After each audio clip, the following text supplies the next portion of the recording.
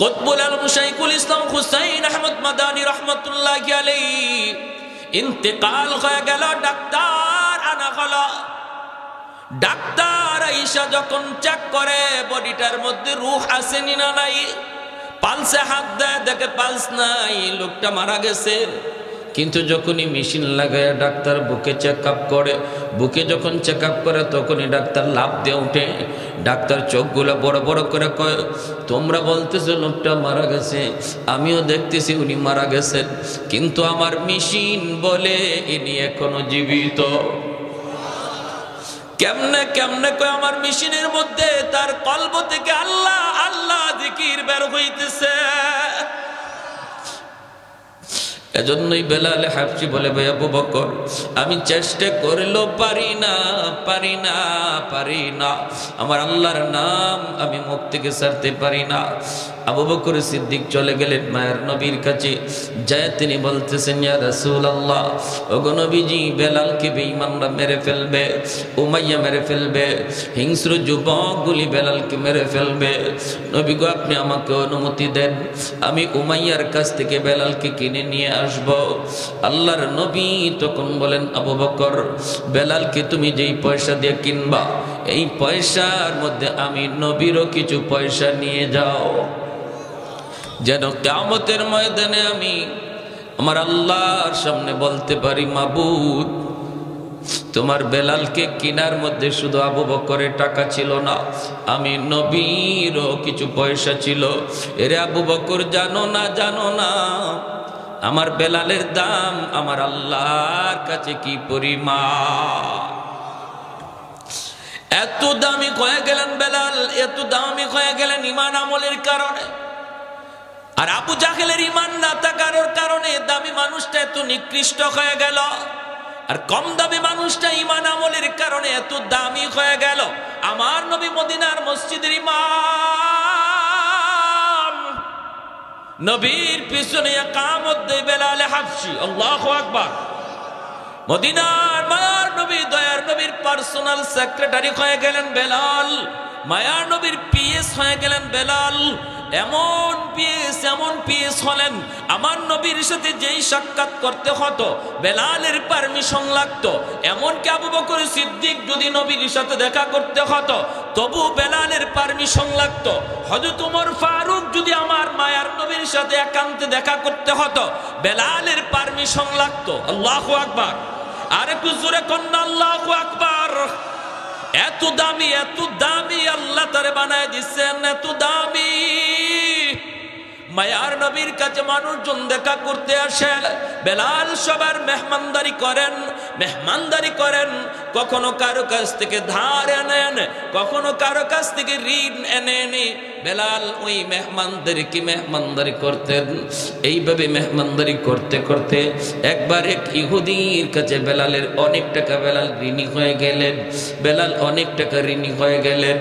একদিন বেলাল মসজিদে নববীতে আজান দিবেন, সাথে সাথে ইহুদি কয়, বেলাল আজান পড়ে দাও, আগে আমার ঋণ তুমি পরিশোধ করো। বেলাল বলেন, রে ভাই একটু সুযোগ দাও। কই কোনো সুযোগ নাই, আজ রাতটাই সুযোগ আছে, তাড়াতাড়ি করে তুমি আমার ঋণ পরিশোধ করো।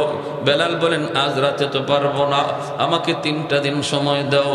বেলাল 3 দিন সময় তার কাছ থেকে চাইয়া নিলেন, কিন্তু 3 দিনের ভিতরে তিনি ঋণ শোধ করবেন কেমন করে? আল্লাহর নবীর কাছে বেলাল যায় কান্দে, নবী গো, ইহুদি আমার কাছে অনেক ঋণ পায়, এই ঋণটা আমি আনছি আপনার মেহমানদারি করানোর জন্য।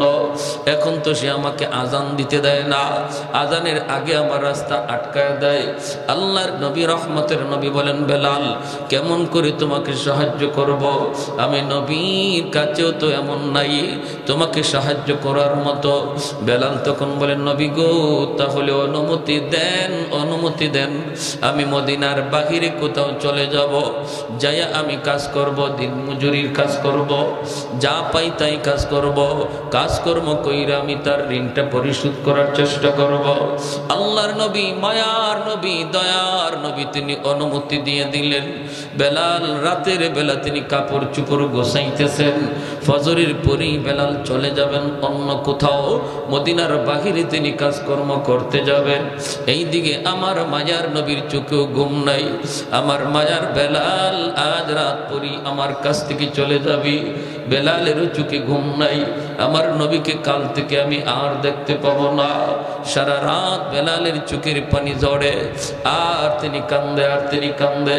ওই অবস্থায় আমার ভাইরা বন্ধুরা, আল্লাহর নবীর কাছে ফজরের আগে 40টা উট বুঝাই করা মাল আল্লাহর পক্ষ থেকে চলে এসেছে। আল্লাহর নবী রহমতের নবী এক সাহাবীকে বলেন, সাহাবী দ্রুত যাও, যায়া বেলালকে খবর দাও, বেলালের ঋণ পরিশোধ করতেছেন আল্লাহ নিজে। আর একটু জোরে কন্যা সুবহানাল্লাহ। ফজরের আগে সাহাবী যায় বেলালের ঘরে আওয়াজ দিলেন, বেলাল তোমার ঋণ পরিশোধ করার জিম্মাদারি আল্লাহ নিজে নিয়ে নিছে। মায়ার নবী তোমার মসজিদ নববীতে ডাকে রে বেলাল। বেলাল মসজিদে নববীতে দৌড়ে আইসে দেখেন 40টা উট বুঝাই করা মাল। মায়ার নবী দয়ার নবী বলেন, বেলাল মদিনা থেকে তোমার চলে যাওয়াটা আমার আল্লাহ পছন্দ করে নাই, আমি নবীও মেনে নিতে পারি নাই। তোমার দিলের হালত আর আমি নবীর দিলের হালত আমার আল্লাহ দেখছেন। আল্লাহ পাক রব্বুল আলামিন তোমার ঋণের জিম্মাদারি নিয়ে নিছে।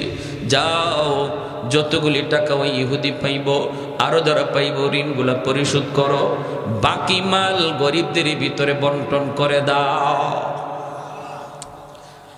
এ ভাই, এজন্য বলতেছিলাম, দেখেন আল্লাহ পাক রব্বুল আলামিনের কাছে কত দামি হয়ে গেলেন কালো বেলাল। বংশের কোনো মর্যাদাই যার ছিল না, আর বংশীয় মানুষ ছিল আবু জাহেল, মাটির সাথে মিশে গেল, ঠিক কিনা? আবু জাহেল হিরো থেকে জিরো হয়ে গেল, বেলাল জিরো থেকে হিরো হয়ে গেল ঈমান আমলের কারণে। সাহাবায়ে কেরাম বলে, নবী গো, বেলালের আজানে একটু সমস্যা। কি সমস্যা? কই আশহাদু বলতে পারে না, জিহ্বার মধ্যে সমস্যা। কখন জিহ্বার সমস্যা তৈরি হয়েছে? উমাইয়া হযরত বেলাল রাদিয়াল্লাহু তাআলা আনহুর জিহ্বাটারে টান দিয়ে বের কইরা এই জিহ্বার মধ্যে পেরেক ঢুকায়া দিছিল। জিহ্বার মধ্যে পেরেক ঢুকায়া দিছিল, যেই জিহ্বায় আল্লাহ আল্লাহ জিকির কয়, এই জিহ্বা আমি রাখবো না কয়ে পেরেক ঢুকায়া দিছিল। এজন্য হযরত বেলালের মুখে একটু সমস্যা হইতো, আশহাদু বলতে পারতেন না, বলতেন আসহাদু, শিন উচ্চারণ করতে পারতেন না, শিনটা ভালো করে উচ্চারণ হতো না। সাহাবায়ে কেরাম কয়, ইয়া রাসূলুল্লাহ, ওগো নবীজি, ভালো করে একজন মুয়াজ্জিন নিযুক্ত করে ফেলেন। নবী সাহাবায়ে কেরামের পরামর্শ নিয়া অন্য একজন সাহাবীকে মুয়াজ্জিন নিযুক্ত করে দিলেন। এশার নামাজের পরই নবী বলেন, বেলাল ফজর থেকে আর আযান দেওয়া লাগবে না।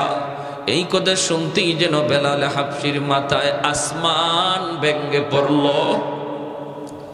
এশার নামাজ পড়ে সবাই যার যার ঘরে চলে যায়, কিন্তু মসজিদে নববী থেকে গেলেন না শুধু একজন, তিনি আর কেউ নন, তিনি হলেন বেলাল হাবশি। মসজিদে নববীর কোনায় খাম্বার কিনারায় বইসা বইসা চোখের পানি জড়ে আল্লাহর কাছে কান্দে আর কয়, মালিক, ও মালিক, তোমার হাবিব আমারে মুয়াজ্জিনের চাকরি থেকে বাতিল করে দিছি। ও মালিক, আমি তোমার হাইকোর্টে আমি আবেদন করলাম, আপিল করলাম হাইকোর্টে, নিম্ন আদালতে আমার চাকরি বাতিল, উচ্চ আদালতে আমি আপিল করলাম। মাওলা, এই শিন উচ্চারণ করতে পারি না কেন? আল্লাহ, তোমার নাম নেওয়ার কারণে আমার জিহ্বায় পেরেক মারছি, এজন্য আমি শিন উচ্চারণ নিতে পারি না। এটা তো আমার কোনো দোষ না। আল্লাহ, হয় তুমি আমার জিহ্বা ভালো করে দাও, নতুবা আজান বদলায়া দাও। আল্লাহু আকবার। হয় মালিক, আমার জিহ্বা তুমি ভালো করে দাও, নতুবা আমি যেভাবে বলি এইভাবে আজান বানায় দাও। আল্লাহু আকবার, আল্লাহু আকবার। কত বড় আবদার আল্লাহর দরবারে। আল্লাহ পাক রব্বুল আলামিন তার হাবিবকে জানিয়ে দিয়েছেন, বন্ধু, আজানও বদলিবে না, আমার বেলালের জিহ্বা যেভাবে আছে এইভাবেই থাকবে, জিহ্বাও ভালো হবে না। আমি আল্লাহর নাম নেওয়ার কারণে জিহ্বা যে ক্ষত, এই ক্ষত আমি আল্লাহ বেলালের হাসরের মাঠে দেখতে চাই। হাসরের মাঠে বেলাল আমাকে ওই জিহ্বা দেখাবে, যেমন অবস্থায় আছে এই অবস্থায় থাকবে, আজান বদলিবে না। ভাইয়েরা বন্ধুরা, ফজরের আজান দিলেন অন্য একজন মুয়াজ্জিন। আজান তো হয়ে গেল, নামাজের টাইম হয়ে গেল। আমার নবী, মায়ের নবী, তিনি বের হয়েছেন হুজরা থেকে নামাজ পড়াবেন মসজিদে নববীতে। সাহাবায়ে কেরাম সবাই অপেক্ষায়, মায়ের নবী হুজরা থেকে বের হয়েছেন নামাজ পড়াবেন, কিন্তু সূর্য তো উঠে না, রাত তো পোহায় না। ফজরের নামাজটা পড়তে হয়, একটু রাত যখন শেষ হয়ে যায়, সুবহে সাদিকের পরে ফজর যখন শুরু হয়, একটু আকাশটা ফর্সা হওয়া শুরু করে, তখন সুন্নাত ফজরের নামাজ পড়া সুন্নাত। আমার নবী ওই সময়টার অপেক্ষা করেন, একটু আকাশটা ফর্সা হবে। কিন্তু না না, অন্যদিন যেই টাইমে আকাশ ফর্সা হয়ে যেত, আজ ওই টাইমে আকাশ ফর্সা হইতেছে না, অন্ধকার শুধু আরো বাড়তেছে, অন্ধকার শুধু বাড়তেছে। সাহাবায়ে কেরামের ভিতরে অস্থিরতা, আল্লাহর নবীর ভিতরে অস্থিরতা। কই সকাল তো হয় না, আকাশ তো ফর্সা হয় না। আল্লাহর কাছে নবী জানতে চাইলেন, মালিক, ও মালিক, কিয়ামত কি তুমি গোটায় দিবা নাকি? আল্লাহ, কিয়ামত কি হয়ে যাবে নাকি বুঝতেছি না গো আল্লাহ, নাকি আমরা কোনো আযাবের সম্মুখীন? আল্লাহ বলে, বন্ধু কি হয়েছে? কই মালিক, কেন এখনো সকাল হয় না, ফর্সা হয় না? ফজরের নামাজ তো পড়ব, কিন্তু এত অন্ধকারে কেমন করে নামাজ পড়ি? আল্লাহ, ফজরে আজান বুঝি হয়, এখনো বুঝি ফজরের টাইম হয় নাই, ফর্সা হয় নাই। জিবরাইল আমিন দ্রুত নেমে এসে মায়ার নবীকে জানায় দিলেন, নবী গো, কেমন করে সকাল হবে গো নবী? মদিনার মসজিদে ফজরের আজান তো এখনো হয় নাই। আল্লাহ নবী বলে, ভাই জিবরাইল, অন্য দিনের চেয়ে আজান তো আরো সুন্দর আজান হয়েছে, শুদ্ধ করে আজান হয়েছে, শুদ্ধ করে আজান। জিবরাইল আমিন কই, নবী গো, জানি না,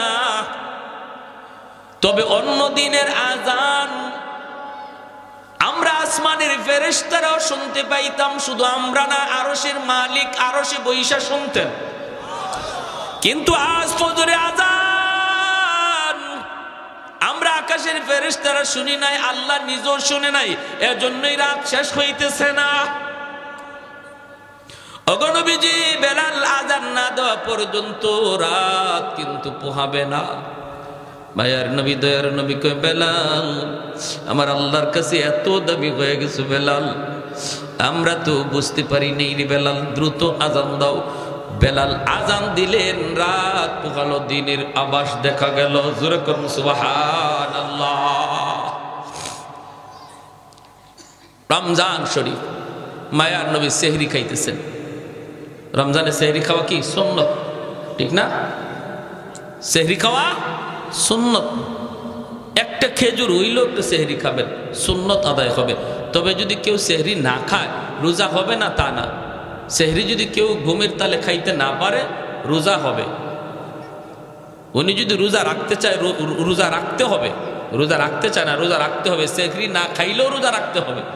তবে সেহরি খাওয়াটা সুন্নত, বহুত বড় সুন্নত। এই সেহরির টাইমটা উম্মতে মুহাম্মদের জন্য আল্লাহ পাক স্পেশাল একটা সুযোগ দিয়েছেন, যেটা আগের উম্মতের ছিল না, এমনকি ইসলামের শুরুতে ছিল না। মায়ার নবীর কাছে যখন রমজানের বিধান নাজিল হয়েছে, তখন রোজার সিস্টেম ছিল অন্যরকম। সিস্টেমটা কেমন ছিল?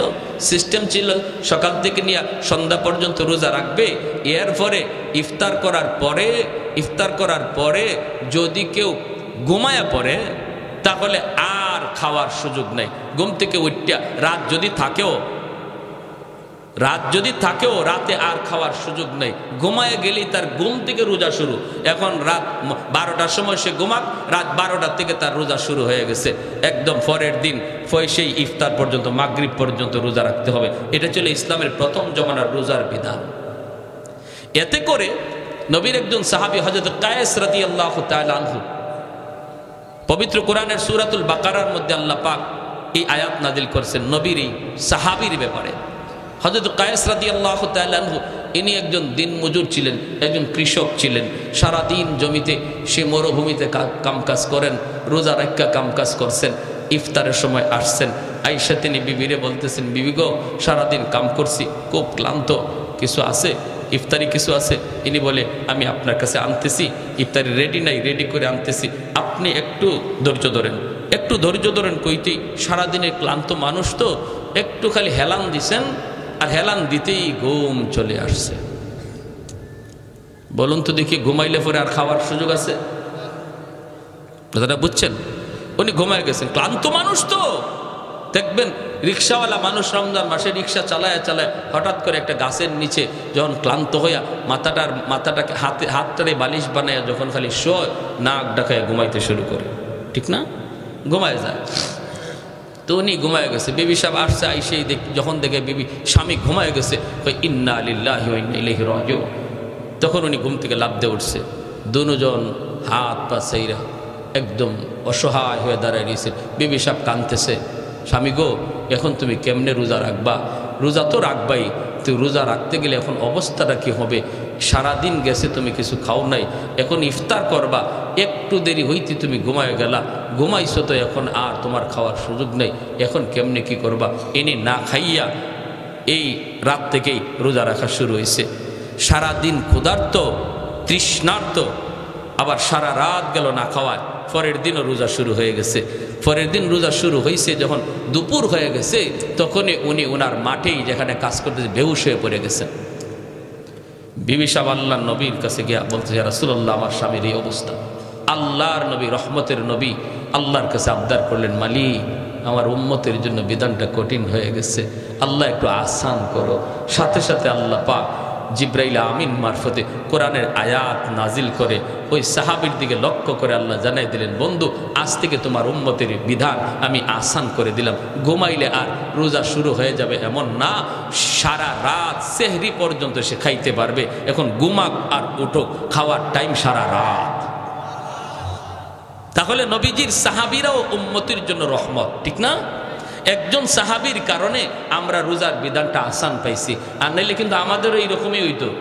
ঘুমাই না, খালি একটু ঘুমাইবেন, শেষ, আর খাওয়ার সুযোগ নেই, রোজা শুরু হয়ে যেত। এই সাহাবীরই ঘটনার পরে রোজার বিধানটারে আল্লাহ আমাদের জন্য সহজ করে বললেন, সকাল থেকে নিয়ে মাগরিব পর্যন্ত, ইফতার পর্যন্ত তোমরা রোজা রাখবা, খাইবা না, পানি পান করবা না, আর ইফতারের পর থেকে নিয়ে সেহরি পর্যন্ত সারা রাত তোমরা যখন মন চায় যা খাও, তোমাদের জন্য সেই সুযোগ করে দেওয়া হয়েছে। আল্লাহ নবী সেহরি খাইতে বসছেন, বেলাল হাবশি আজান দিবেন, ফজরে আজান। মুয়াজ্জিন সাহেবরা আজান দেওয়ার আগে ইমাম সাহেবের একটু খবর নেয়। তো বেলাল হাবশি রাদিয়াল্লাহু তাআলা আনহু তিনিও ফজরে আজান দিয়ে দিবেন, সেহরির টাইম শেষ হয়ে গেল। তিনি তো চিন্তা করতেছেন, আমার নবী এখনো কি তিনি খানা খান নাকি খানা থেকে সেরে ফেলছেন, একটু যায় দেখে আসি। বেলাল চলে আসলেন আল্লাহর নবীর কামরায়, আইসা দেখেন মায়ার নবী এখনো খানা খাইতেছেন, আর নবীর সাথে আরেকজন অপরিচিত মানুষ খানা খাইতেছে। আল্লাহর নবীকে খানা খাওয়া দেখেই বেলাল ডাক দিয়া বলতেছে, নবী গো, সেহরির টাইম শেষ হয়ে গেছে গো নবী, আর খানা খাইয়েন না। আল্লাহর নবী দেখে বলতেছেন, বেলাল কি কইছ? বলে, নবী গো, সেহরির টাইম শেষ। ঠিক আছে। বেলাল চলে গেছেন। বেলাল মনে মনে ভাবছেন, তাহলে তো নবী এখন খানা শেষ করে ফেলবেন। বেলাল চলে গেছেন। চলে যাওয়ার পর একটু পরে আজান দিবেন, আসছেন, কই দেখি কে নবী এখনো খানা খায়া শেষ করছেন নি। আয়া দেখেন নবী এখনো তিনি খানা খাইতেছেন। বেলাল ডাক দিয়া বলে, ইয়া রাসূলুল্লাহ, সেহরির টাইম শেষ, খানা খায়েন না। নবী কয়, ঠিক আছে। বেলাল আবার চলে গেলেন। যাইয়া একটু পরে আজান দেওয়ার আগেই ভাবতেছেন, যে দেখি দেখি এখনো নবী খানা খায়া শেষ করছেন নি। আইসা দেখেন মায়ার নবী এখনো খানা খাইতেছেন। এইবার হযরত বেলাল বলি, ইয়া রাসূলুল্লাহ, খুদার কসম, ওগো নবী, সেহরির টাইম শেষ। যেই মাত্র বেলাল কয়, খুদার কসম, সেহরির টাইম শেষ, তখনই মায়ার নবী কয়, কি তাড়াতাড়ি গোসল, সেহরির টাইম শেষ। বেলাল কসম খেয়ে ফেলছে, সেহরির টাইম শেষ। নবী যা ছিল সাথে সাথে হাত থেকে ফালাই দিয়েছেন। দুজন অপরিচিত একজন মানুষ নবীর সাথে খানা খাইতে বসছেন। সেই অপরিচিত মানুষ আর কেউ নন, তিনি হলেন জিব্রাইলে আমিন, ফেরেশতাদের সর্দার জিব্রাইলে আমিন মায়ার নবীর সাথে সেহরি খাইতেছেন। ওই অবস্থায় দুজনে খানা বন্ধ করে দিলেন। এরপরে নবী ফজরের নামাজ পড়ালেন। নামাজ পড়ে নবী মিম্বরে বসলেন। বৈশেই নবী ডাক দিলেন, বেলাল কাছে আসো। কাছে আইনে বলেন, বেলাল, প্রথমবার যখন তুমি বলছো নবী গো সেহরির টাইম শেষ, কিন্তু জিব্রাইল আমারে বলতেছেন নবী গো সেহরির টাইম আরো আছে, খান। সুবহানাল্লাহ কইতেন না আপনারা? তুমি বলছো সেহরির টাইম শেষ, জিব্রাইল আমারে কয় না আছে টাইম, খান। দ্বিতীয়বার যখন তুমি বলছো সেহরির টাইম শেষ, তখনও জিব্রাইল বলেন না গো নবী আরো আছে, খান। তৃতীয়বার তুমি যখন বলছো সেহরির টাইম শেষ, তখনও টাইম ছিল, কিন্তু যখনই তুমি কসম করে ফেলছো, কসম খোদার সেহরির টাইম শেষ, তখন আল্লাহ পাক রব্বুল আলামিন কে জিব্রাইল, যদিও সেহরির টাইম শেষ ছিল, কিন্তু আমার বেলাল কসম খায় ফেলছে। আমার বেলালের দাম আমি আল্লাহর কাছে কি পরিমাণ জানো না? আমার বেলালের কসমের ইজ্জত রক্ষায় আমি আল্লাহ টাইম থাকলেও অফ করে দিলাম। আরেকটু জোরে কন্যা সুবহানাল্লাহ। ছিল টাইম, আরো ছিল, খাওয়ার সুযোগ ছিল, কিন্তু বেলালের কসমের ইজ্জত রক্ষায় আল্লাহ টাইমটারে অফ করে দিয়েছেন। জোরে কোন সুবহানাল্লাহ। আহাদুল লাইসা কামিসলি সামাদুন লাইসা কাফাদলি লিমানিল মুলকু তুগু ইতু সাজাওয়ার খুদাই তু খুদা বন্দে আমি নি তু খুদা বন্দে সারি তু খুদা বন্দে জমিনি তু খুদা বন্দে সমাই তু রহিমি তু করিমি তু সামিঈ তু বসিরি তু মুইজ্জি তু মুযিল্লি তু মালিকিল আরশি বাজাই। একটু জোরে করুন আল্লাহু আকবার। এজন্য বলি রে যুবক, যৌবন কালটা হলো আল্লাহর ওলি হওয়ার বয়স। বেলাল হাবশী যৌবনেই তিনি আল্লাহরে খুশি করে ফেলছেন।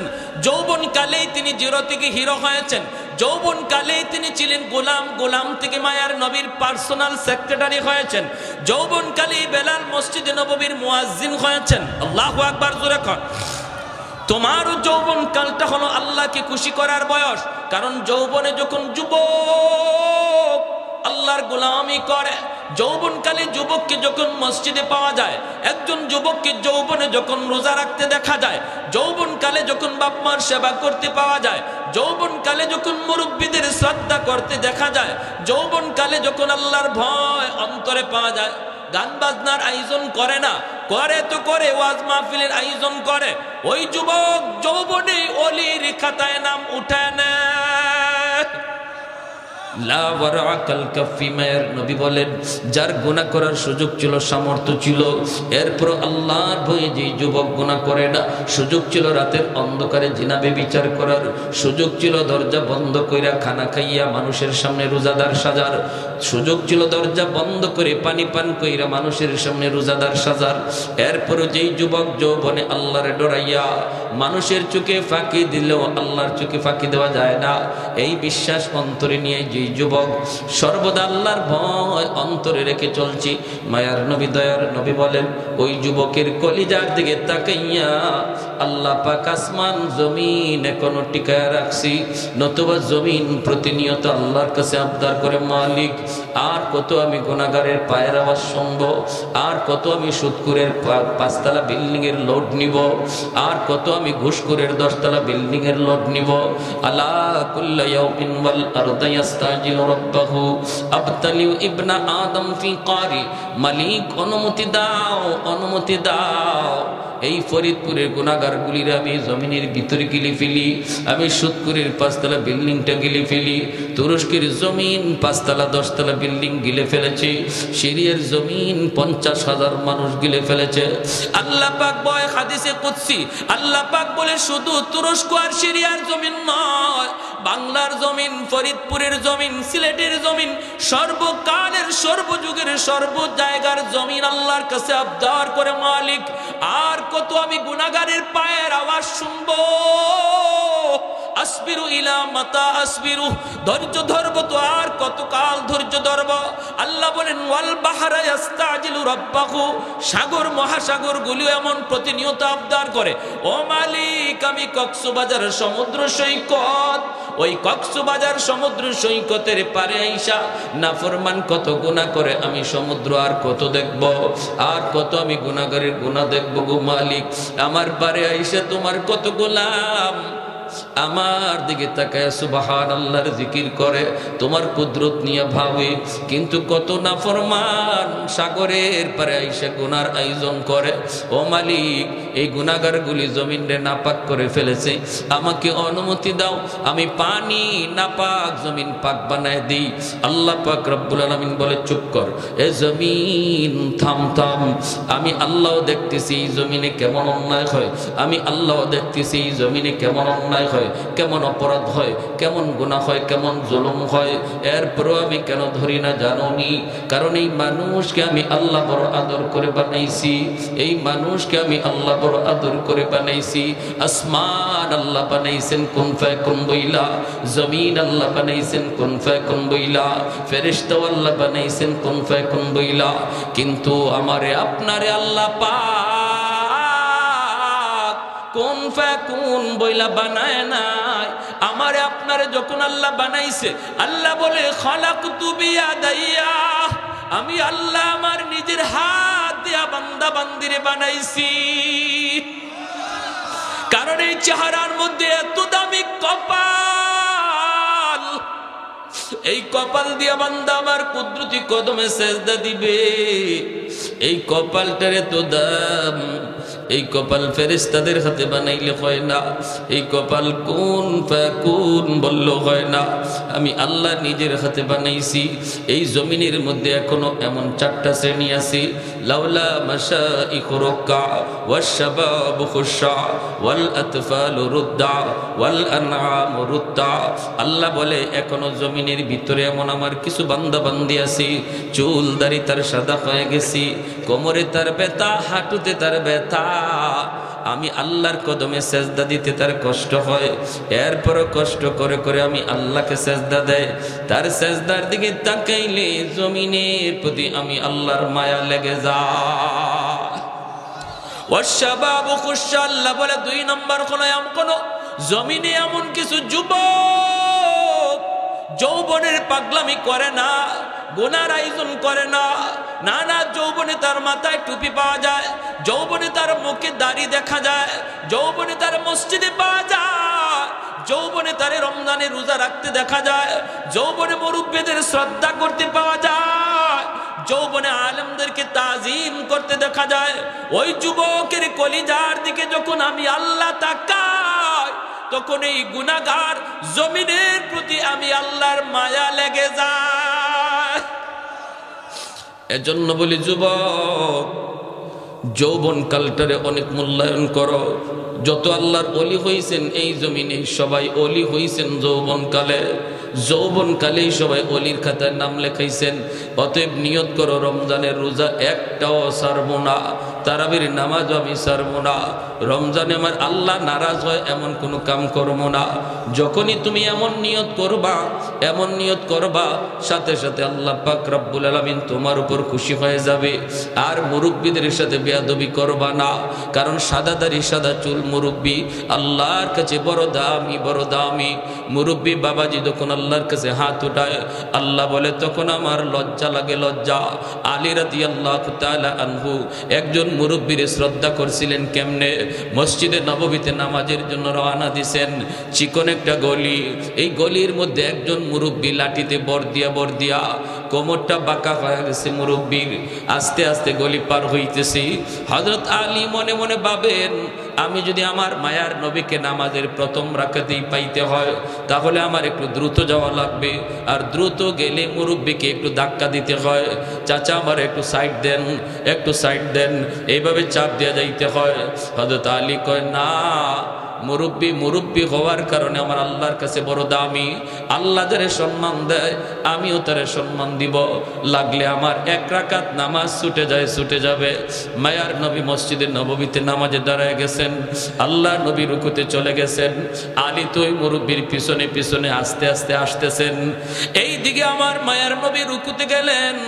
রুকুতে যাওয়া মাত্রই রুকু থেকে মাথা উঠানোর আগে আল্লাহ জিব্রাইলে আমিনকে পাঠিয়ে দিলেন। জিব্রাইল আমিন এসে বলতেছে, ইয়া রাসূলুল্লাহ, ইয়া হাবিবাল্লাহ, ওগো নবী মাথা উঠায়েন না, গো নবী মাথা উঠায়েন না, রুকু থেকে মাথা উঠাবেন না, কারণ আপনার আলী এখনো রাস্তায় নামাজে শরীক হতে পারে নাই। আল্লাহ নবী অবাক হয়ে গেলেন, রুকুতে ঘটনা কি? আলী নামাজে শরীক হইতে পারছে না বিদায় নবীর রুকু আল্লাহ লম্বা করতে কয়। এইবার মায়ার নবী দয়ার নবী তিনি তো রুকু লম্বা করতেছেন, আর জিব্রাইল আমিন কয়, নবী গো আমি যখন আপনাকে বলবো তখন মাথা উঠাবেন। নবী তো লম্বা রুকু শুরু করে দিলেন। সাহাবাই কেরামও পিছনে পিছনে তারা লম্বা রুকু করতেছেন, লম্বা রুকু করতেছেন। এইভাবেই রুকু চলছে চলছে লম্বা রুকু। হঠাৎ করে জিব্রাইলে আমিন ডাক দিয়ে কয়, মায়ের নবী গো এইবার মাথা উঠান, আপনার আলী নামাজে শরীক হয়ে গেছে। একটু জোরে কোন সুবহানাল্লাহ। हैदार तेरा नाम से इस्लाम रखेगा, हैदार तेरा नाम से इस्लाम रखेगा, दुनिया की शजाअत में तेरा नाम रहेगा, दुनिया की शजाअत में तेरा नाम रहेगा, उस्मान तेरा नाम से इस्लाम रहेगा, दुनिया की सखावत में तेरा नाम रहेगा। আল্লাহ নবী রহমতের নবী নামাজ শেষ কইরা মিম্বরে বসে ডাক দিলেন, আলী এদিকে আসো। নবীজির মনের মধ্যে আলীর প্রতি একটু জিদ জন্মেছে। আলী কেন আজকে নামাজে আসতে দেরি করলো, আর আমার এবার রুকুতে এত লম্বা সময় কেন দিতে হলো? নবী ডাক দেয়া বলতেছেন, আলী রে আজকে নামাজে আসতে কেন তুমি দেরি করলা? হযরত আলী কয়, কই গো নবী বেশি দেরি তো হয় নাই, আমি তো আপনাকে রুকুতে পাইছি। রুকুতে পাইছো? কেমনে পাইছো, হুশ আছে? বলি, ইয়া রাসূলুল্লাহ আমি তো আপনার রুকুতে পাইছি। নবী কয়, আলী তোমার রুকু পাওয়ানোর জন্য আল্লাহ আমারে রুকুতে হ্যাং করে রাখছে। তোমার রুকু পাওয়ানোর জন্য আল্লাহ আমারে রুকুতে আটকায় রাখছে। জিব্রাইল আমিন আইসা আমার কানে কানে কয়, নবী গো মাথা তুলবেন না, আলীরে রুকু পাইতে দেন। হযরত আলী রাদিয়াল্লাহু তাআলা আনহু অবাক হয়ে গেলেন, ইয়া রাসূলুল্লাহ এত বড় ঘটনা ঘটছে আমি নবী গো আমি তো জানি না। আল্লাহ নবী বলে, জানতে হবে না, আগে বলো রাস্তায় কি হয়েছে একটু কও। এইবার হযরত আলী কয়, নবী গো আমি তো নির্ধারিত সময় বের হয়েছি জামাত ধরার জন্য, কিন্তু চিকন গলিটার ভিতরে একজন মুরব্বী, এই মুরব্বী মানুষের সম্মান করতে যায় আমার একটু দেরি হয়ে গেছে। আল্লাহর নবীর চোখ থেকে দর দর করে পানি পড়ে। নবী কান্দে আর কয়, আলী রে দেখ সাদা দাড়ি সাদা চুল, দুর্বল মুরব্বী মানুষকে সম্মান করলে আল্লাহ কত সম্মান তোমার বাড়ায়া দিছে। যেই দুনিয়াতে মুরব্বীকে সম্মান করবে আল্লাহ তারেও মুরব্বী বয়সে সম্মানী বানায় দিবে। এজন্য সাবধান, মুরব্বী বাবাজিদের সাথে বেয়াদবি করবা না। দোয়া নিবা, মুরব্বীদের দোয়ায় তোমার ভবিষ্যৎ আল্লাহ আলোকিত করবে, সামনের জীবনের পথগুলা আল্লাহ আহসান করে দিবে। একথা আল্লাহ এই আয়াতে বলছেন, তুমি যদি ইমানের সাথে নেক আমল করো তাহলে 1 নম্বর নগদ পুরস্কার যেটা, আল্লাহ দুনিয়াতে তোমাকে সম্মানী জীবন দান করবে। আমরা সবাই সম্মানী জীবন চাই, কারা কারা হাত উঠে আল্লাহকে দেখান। আল্লাহ তুমি প্রত্যেককে সম্মানী ইজ্জতওয়ালা জীবন দান করো। আল্লাহ আমাদের ইজ্জতওয়ালা জীবন দান করো। কি রোজা সাইরা না রোজা রাখিয়া? জোরে কোন, রোজা সাইরা না রোজা রাখিয়া? তারাবি সাইরা না তারাবি ফইরা? কারা কারা তারাবির নামাজ 20 রাকাত পড়তে রাজি আছে? সবাই সবাই সবাই হাত তোলেন। 20 রাকাত তারাবির নামাজ ইনশাআল্লাহ পড়ব তো ইনশাআল্লাহ। সাবধান, রমজান মাস আসছেই, কোরআন নাজিলের মাস, তারাবিতে কোরআন তেলাওয়াত হয়, আমরা তেলাওয়াত শুনবো, আর এই রোজা আর তারাবির দ্বারা আমরা আল্লাহর ওলির খাতায় নাম লেখায় নেব। আল্লাহর ওলির খাতায় নাম লেখে। রমজান শুরু হওয়া মাত্রই 2-3টা তারাবি পইরাও 2-3টা রোজা রাখতেও যদি আল্লাহ আমাদের কাউকে নিয়ে নেয়, নিঃসন্দেহে সে আল্লাহর তৈরি জান্নাতের মেহমান হয়ে যাবে রমজানের খাতিরে। প্রবাসী যারা থাকে গ্রামে, ওনারা একটা অসহায় কণ্ঠ একটা ফান্ড করছে। আচ্ছা আচ্ছা, এটার জন্য দোয়া করতে বলছে, এবং যদি কেউ যাতে সবাই স্বতঃস্ফূর্তভাবে সহযোগিতা করে একটু সবাইকে। আচ্ছা, আলহামদুলিল্লাহ। আমার প্রবাসী ভাইয়েরা একটা ফান্ড করছেন অসহায় কণ্ঠ, বুঝছেন? এটার মধ্যে শরিক থাকবো আমরা, কারণ রমজান মাস আসতেছে। রমজান মাস সহানুভূতির মাস, মানুষকে দয়া মায়া, গরিবের প্রতি মায়া মমতা সহানুভূতি সাহায্য করার মাস রমজান মাস।